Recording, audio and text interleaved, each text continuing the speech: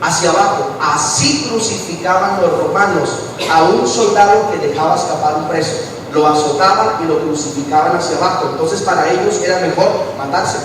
Pablo dijo: no lo hagas, aquí estamos. Y ese hombre fue salvo. Pero no es el tema. Lo que le quiero decir es que los soldados que cuidaban la tumba de Jesús tenían miedo de informar que Jesús no estaba. Y lo contaron. Y la escritura dice en Mateo 28:12: y reunidos con los ancianos y habido consejo, dieron ¿qué? Mucho dinero. ¿Qué dieron? Mucho dinero a los soldados. O sea que los sobornaron a ellos para decir que se habían robado el cuerpo del Señor, pero también ellos sobornaron al encargado de los soldados para que no lo crucificaran. Así que mucha gente, ¿cómo se llama aquel pastor? Escuchamos así está diciéndole que cuando le dan dinero a otro lo sobornan. Oiga, bueno, creo que escuché un racista que dijo: no, esa es pura coima. Bueno, coima o soborno. Entonces le pregunto algo: ¿creen ustedes que solamente los soldados fueron sobornados?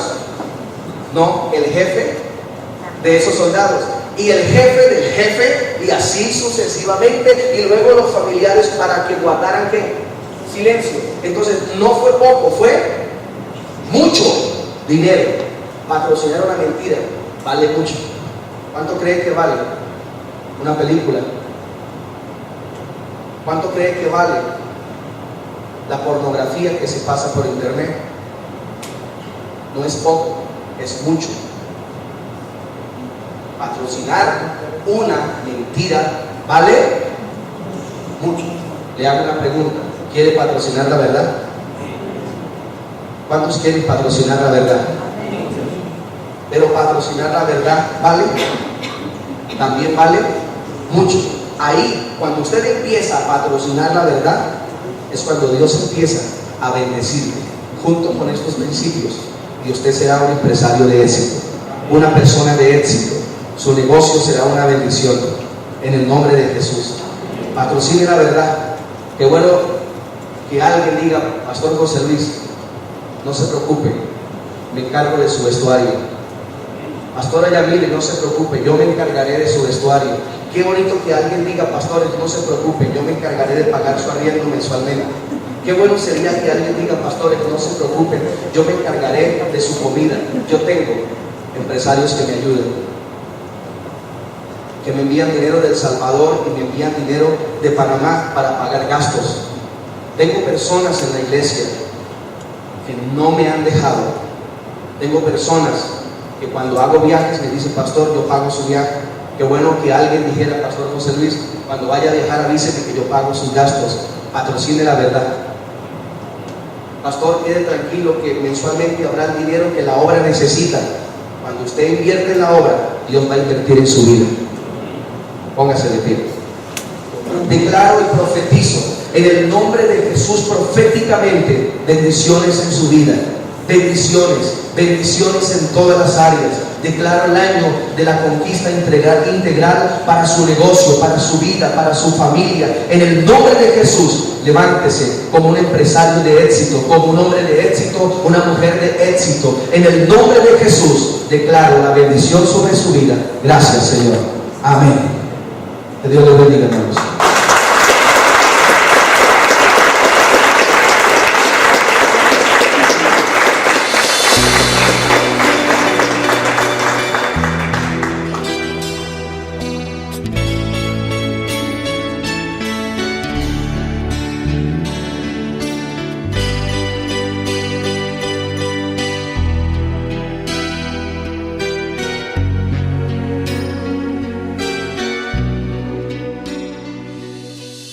Capítulo 23.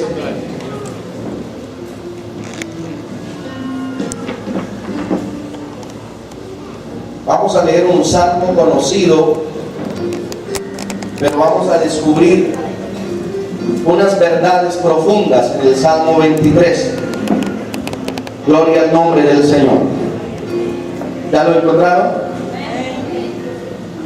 Salmos capítulo 23. Vamos a leer el versículo ¿Quién la encontró? Los que no trajeron Biblia puede mirar la proyección. Vamos a leer hasta el versículo 5 o 6. Leamos la palabra de Dios. El Señor es mi pastor, nada me faltará. En lugares de delicados pastos me hará descansar. Junto a aguas de reposo me pastoreará. Confortará mi alma. Me guiará por sendas de justicia por amor de su nombre. Aunque ande en valle de sombra de muerte, no temeré mal alguno, porque tú estarás conmigo. Tu vara y tu callado me infundirán aliento. Aderezas mesa delante de mí en presencia de mis angustiadores. Unge mi cabeza con aceite, mi copa está rebosando. Ciertamente el bien y la misericordia me seguirán todos los días de mi vida, y en la casa de Jehová moraré por largos días. Levanten las manos y bien fuerte digan conmigo: Padre, en el nombre de Jesús, gracias por hablarme a través de tu palabra y de tu Santo Espíritu. Gracias porque entenderé y comprenderé tu palabra. Amén. Toma asiento, por favor, hermanos. Hermanos, desocupen las manos y quiero que le den un aplauso al Señor bien fuerte, acompañado con un gloria a Dios, acompañado con un aleluya. Y a su nombre, y a su nombre. Llegaron los aleluyas y esta fiesta se prendió. Y mírenlos como dicen: aleluya, gloria a Dios. Vamos.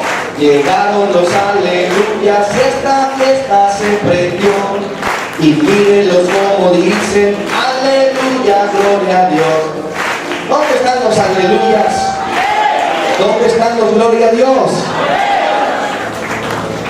Jesús entró una vez triunfal en Jerusalén y todos decían: Hosana, bendito el que viene en el nombre del Señor. Alguien dice: Señor, di a esta gente que se calle. Y Jesús dijo: si yo digo a ellos que se callen, las piedras hablarán. Nosotros somos una iglesia pentecostal, una iglesia llena del Espíritu Santo. ¿Dónde están los pentecostales? ¡Aleluya! Dios mío, poquitos. ¿Dónde están los pentecostales? ¿Dónde están los que gritan gloria a Dios? Los que gritan aleluya. Los que le dan un aplauso fuerte a Jesús. Amén.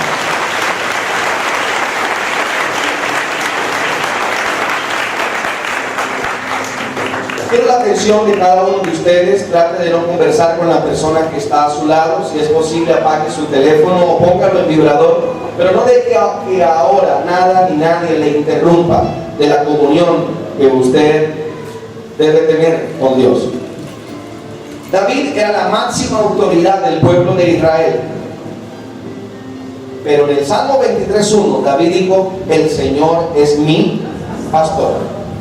Esto quiere decir que David estaba bajo una cobertura. Es muy importante que cada persona que dice que es cristiano esté bajo una cobertura. Es la cobertura ministerial y la cobertura pastoral. Todos los que dicen que son cristianos pero no se congregan y no tienen un pastor, esta persona está fuera de la cobertura de Dios. Aunque David era la máxima autoridad de todo Israel, David no se mandaba solo. David dijo: el Señor es mi pastor. O sea, el Señor, David le rendía cuentas al Señor como su pastor. Así que si hay cristianos aquí que hace tiempo no se congregan, si hay cristianos aquí que hace tiempo no está bajo la cobertura pastoral, usted está fuera de los parámetros bíblicos. Es importante que cada creyente tenga cobertura ministerial. O sea que haga parte de un ministerio. Usted ya hace parte del cuerpo de Cristo, pero debe ser parte de un ministerio donde va a desarrollar sus dones, sus talentos y sus ministerios, y va a poder servir al Señor. Y es importante que esté bajo la cobertura pastoral, el cual se usará dos instrumentos: la vara y el callado. ¿Para qué la vara? para no dejarla desviar, para aquel callado, para ayudarle cuando usted caiga. En la Biblia encuentro, amados hermanos, 3 nombres para el Señor como pastor. Por ejemplo, en Juan 10:11, el Señor dice: yo soy el buen pastor. Levanten las manos y digan: Jesús es mi buen pastor. Segundo, en Pedro, en el capítulo 5, Jesús es llamado el príncipe de los pastores. Diga: Él es el príncipe de los pastores. Y también en Hebreos dice que Él es el gran pastor.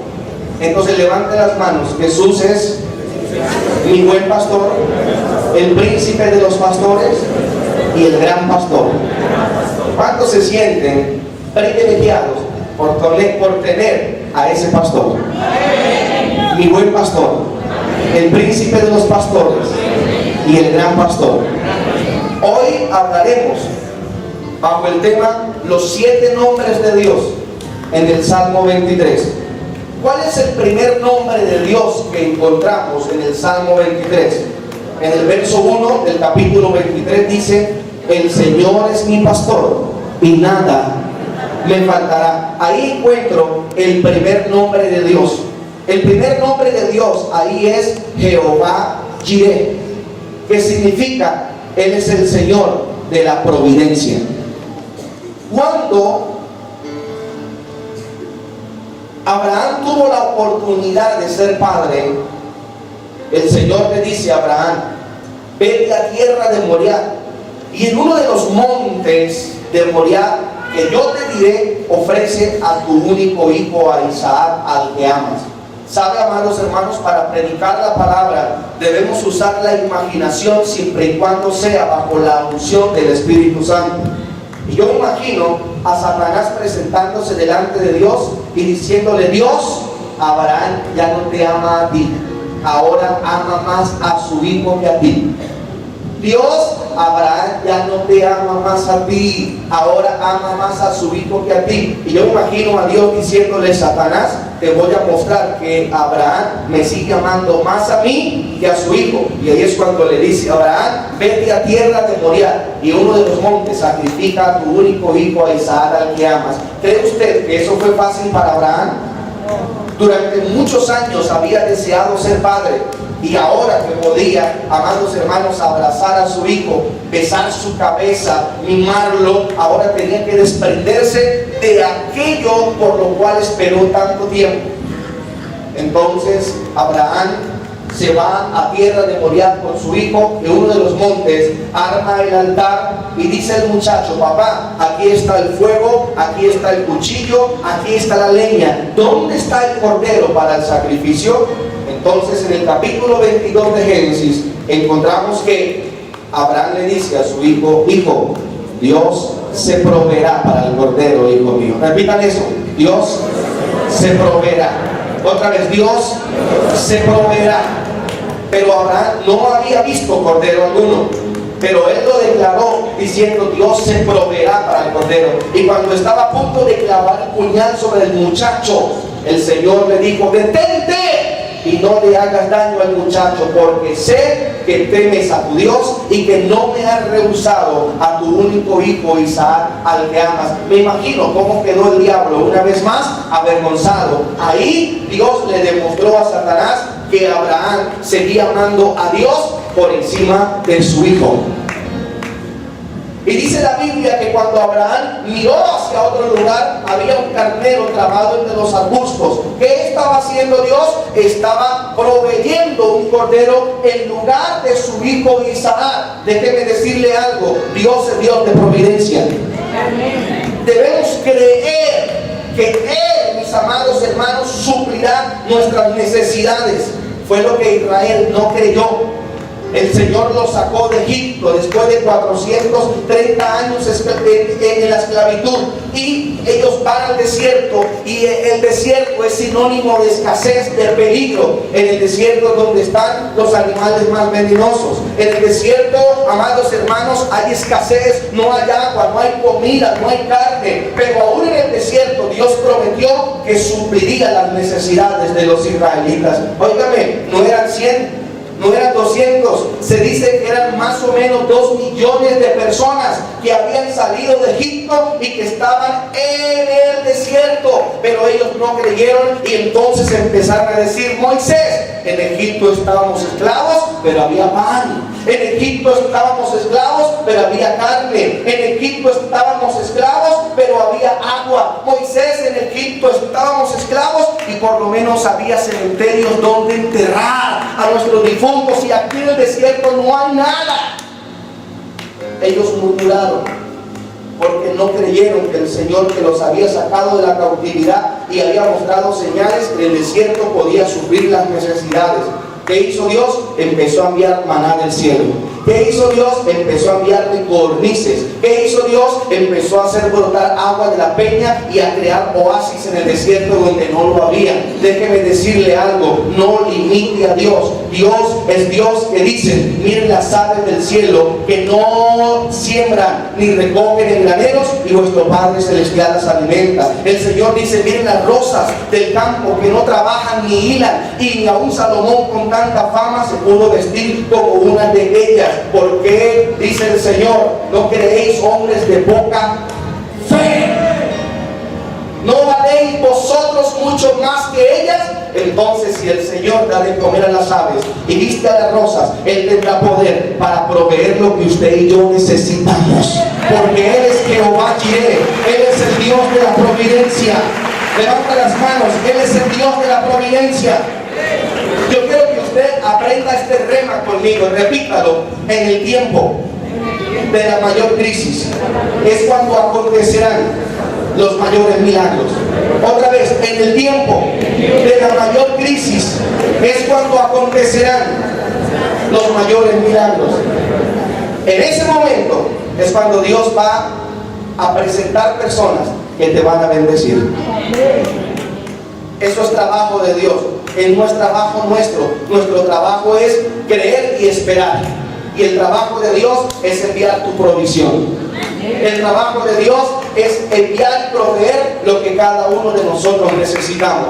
Le hago una pregunta más. Padre, levanten las manos. Gracias, bájenlas. ¿Sabe qué dice el Señor? ¿Qué padre hay entre vosotros que si su hijo le pide un pan le dará una piedra? ¿Qué padre hay entre vosotros que si su hijo le pide un pescado le dará una serpiente? No. El Señor dice que si nosotros como padres, cometiendo errores, le damos lo mejor a nuestros hijos, cuánto más nuestro Padre que está en el cielo dará buenas cosas a sus hijos que se las piden. Él es Jehová Jireh. Él es el Dios de la providencia. Él va a suplir su necesidad. Él sabe lo que usted necesita. Solo espere que va a venir. Pero ¿sabe cuál es el problema? Yo quiero que aprenda otra cosa. Nosotros no oramos desde el problema, oramos desde la solución. ¿Qué es orar desde el problema? Señor, tú sabes que yo necesito, Señor, el dinero para pagar el arriendo. Eso es orar desde el problema. Señor, mira, Señor, que necesito el dinero para pagar esa deuda. Eso es orar desde el problema. Señor, mira, tú sabes, Señor, que yo necesito ese dinero para poder hacer ese negocio que no tengo. Señor, ayuda. Eso es orar desde el problema. ¿Qué es orar desde la solución? Señor, gracias por el dinero que tú me diste, el dinero que yo estaba necesitando para el negocio. Gracias porque ya me lo diste, Señor. Señor, gracias por darme el dinero para pagar el arriendo. Eso es orar desde la solución. Nosotros no oramos desde el problema, oramos desde la solución. Por esto Jesús, les hablé al principio, se levantó frente a la tumba de Lázaro y Jesús no dijo: Padre, mira, Lázaro hace 4 días murió. Padre, mira su cuerpo y él. Padre, por favor, yo te pido que lo sanes. No, Jesús oró desde la solución. Jesús levantó las manos y dijo: Padre, gracias, gracias, gracias, gracias. Es lo que tenemos que hacer. Así que quiero que levante las manos y diga: Padre, gracias, porque mi necesidad ya fue suplida. Otra vez: Padre, gracias, mi necesidad ya fue suplida. ¿Lo creen, hermanos? Nos le den un aplauso al Señor.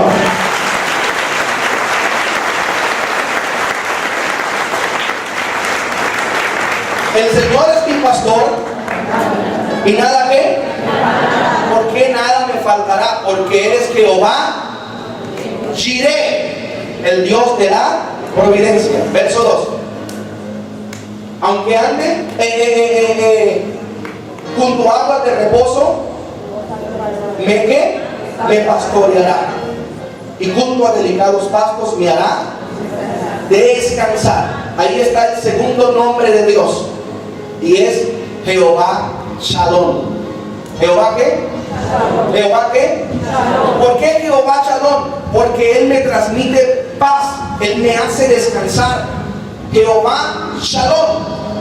Amada iglesia del Señor, en Josué, en el capítulo 6, hay algo interesante.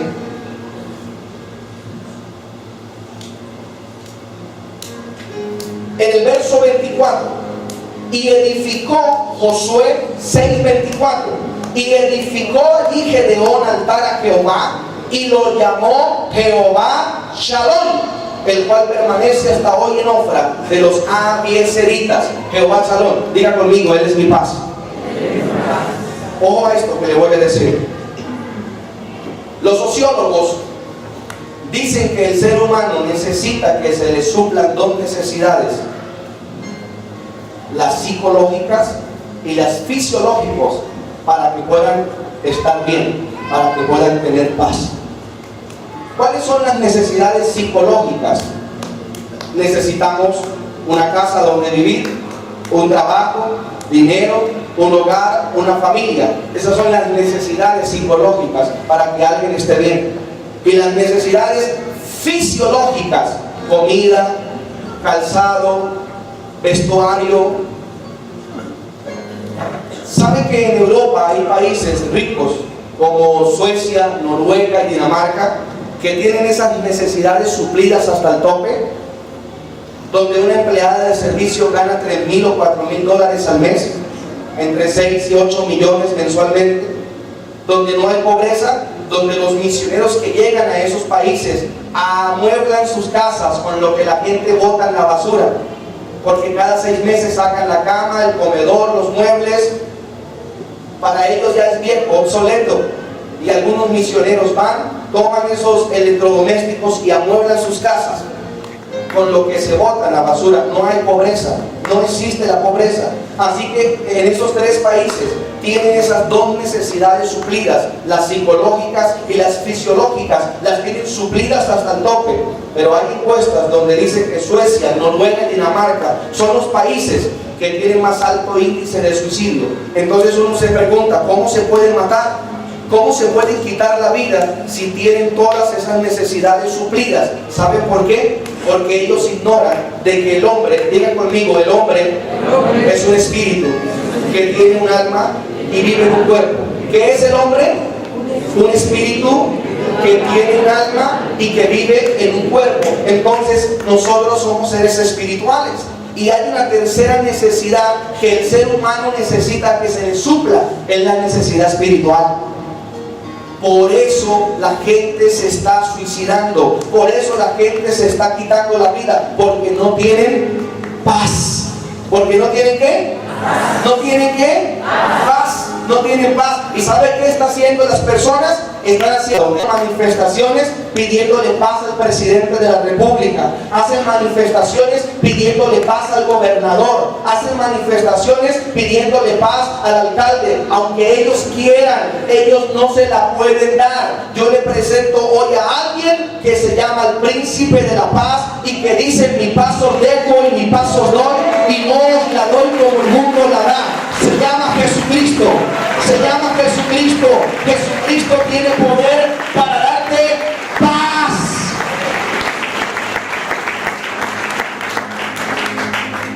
En Primera de Tesalonicenses 5, en el verso 3, dice la Escritura: cuando digan paz y seguridad, no vendrá paz ni seguridad, sino destrucción repentina como los dolores a la mujer encinta, y no escaparán.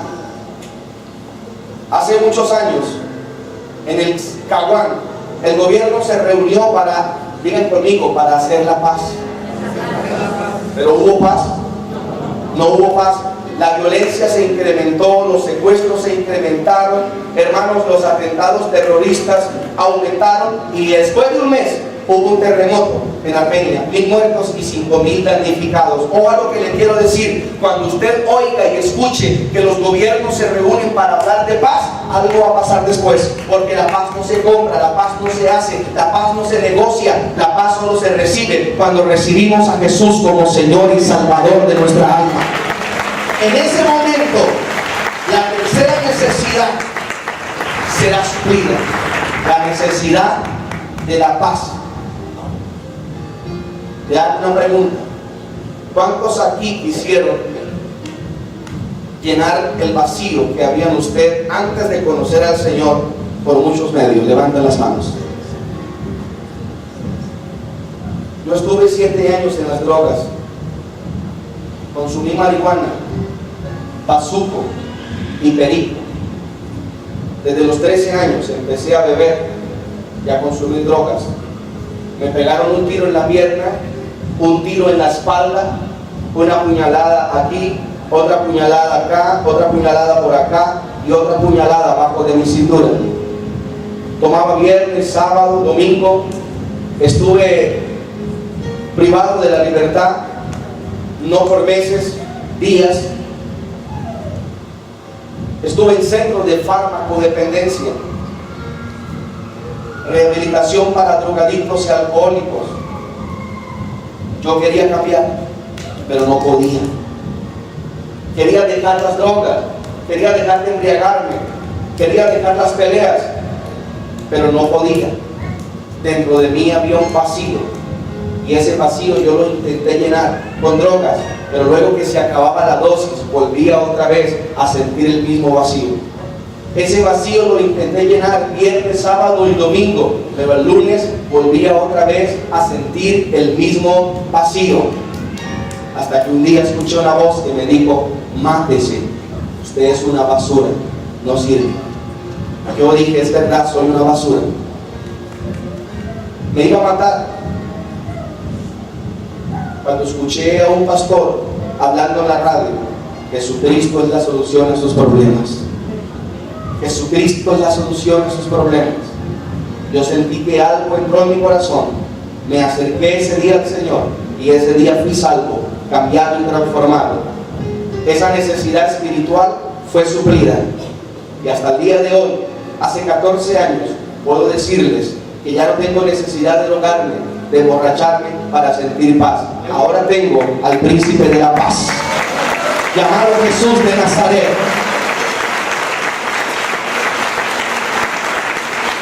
Él te da paz. Él transmite paz a tu vida. Él transmite paz. Déjenme hablarle del tercer nombre de Dios oculto del Salmo 23.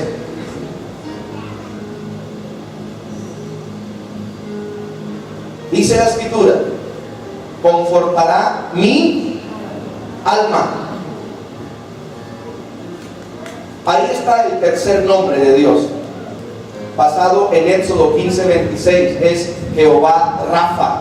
Él es mi sanador. Él tiene poder para confortar tu alma.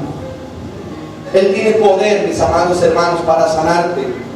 En Éxodo 15, en el verso 26, la Escritura dice: ninguna enfermedad de la que envía a los egipcios te enviaré a ti, porque yo soy Jehová, tu sanador. ¿Cuántos creen que Él está aquí? ¿Cuántos creen que Jehová Rafa está aquí? ¿Cuántos creen que el Señor, tu sanador, está aquí? Él tiene poder para sanarte. Y déjenme decirle por qué. En la cruz hay una revelación que debemos descubrir. ¿Y cuál es la revelación de la cruz? Jesús no solo murió para sanar, para perdonarme. Jesús no solamente murió para salvarme. En la cruz Jesús también murió para sanarme. Los romanos azotaban con látigos. En la punta del látigo tenían pedazos de metal y de hueso. Así que cuando los romanos, mis amados hermanos, azotaban al acusado, rasgaban la piel. Jesús recibió 39 azotes. No podía recibir 40 porque ya no lo podían volver a azotar. era la orden. Entonces llegaban hasta 39 para volver a repetir la dosis. Si le daban 40, la ley de Roma decía no lo pueden azotar más. Y Jesús recibe ¿cuántos azotes? 39. ¿Cómo cree que quedó el cuerpo del Señor? Desfigurado. Ojo, nosotros a veces nos acostumbramos a hablar en plural, en decir por sus llagas somos curados, pero la Biblia no dice llagas, la Biblia dice en singular, la Biblia dice por su llaga. ¿Sabe por qué la Biblia no dice llagas? ¿Por qué la Biblia dice llaga? Porque todo el cuerpo de Jesús era una llaga. Quiere decir que no había un lugar sano en el cuerpo de Jesús. No había un lugar sano, pero cada herida era una enfermedad que Jesús estaba llevando sobre su cuerpo. Científicamente ha sido comprobado que solo existen 39 enfermedades.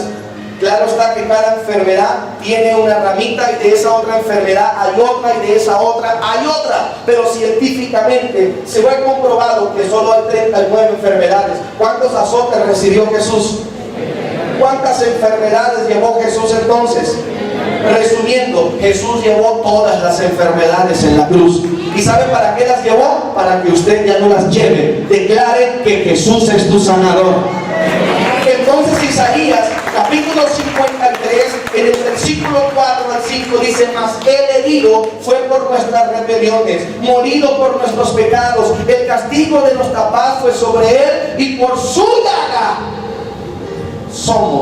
fuimos nosotros curados.